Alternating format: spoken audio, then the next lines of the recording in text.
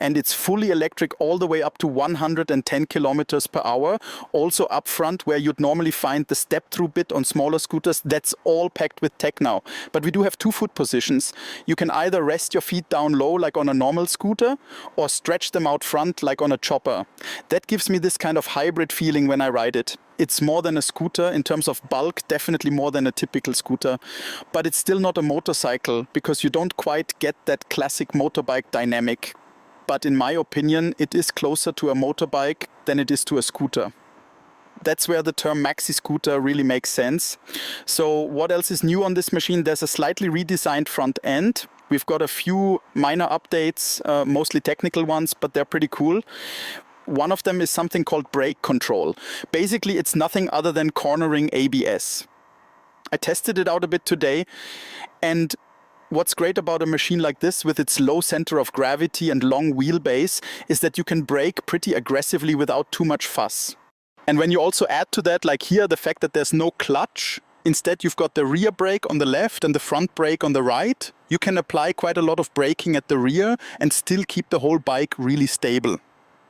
Because even in terms of weight distribution, even when you brake hard at the front, it doesn't pitch forward like a typical motorcycle. You still get a lot of braking power at the rear because there's still a decent amount of weight over the back wheel.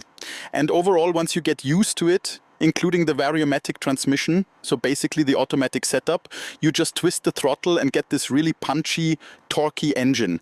The torque kicks in really quickly, and at times it even feels like more than those 55 Newton meters. And thanks to the stable chassis, you can carry much higher cornering speeds than you'd ever expect from a scooter. And on top of that, it stays planted at all times. You can really tell how good the suspension is, both front and rear.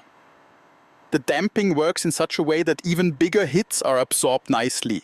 It doesn't just go bop bop and rattle through, it handles them smoothly and firmly. You can actually feel it. Okay, here comes a bump, and the suspension just soaks it up, balances things out, and you carry on. So we're talking about a truly impressive level of ride comfort, with a touch of sportiness as well. Unfortunately, I do have to say, even though it's fitted with grippy, high-quality Bridgestone tires that are very sporty, when you ride it hard, and we're talking properly hard for a scooter like this, you do hit a limit. Sooner or later, the center stand scrapes on both the left and right. There are these little metal plates that touch down. The annoying thing is, on a motorbike, when the footpeg touches down, it usually folds in or gives a bit. But the center stand doesn't give at all. So when you're taking corners at pace and it starts to touch down on either side, you've really got to watch out. Because if you then hit a bump on top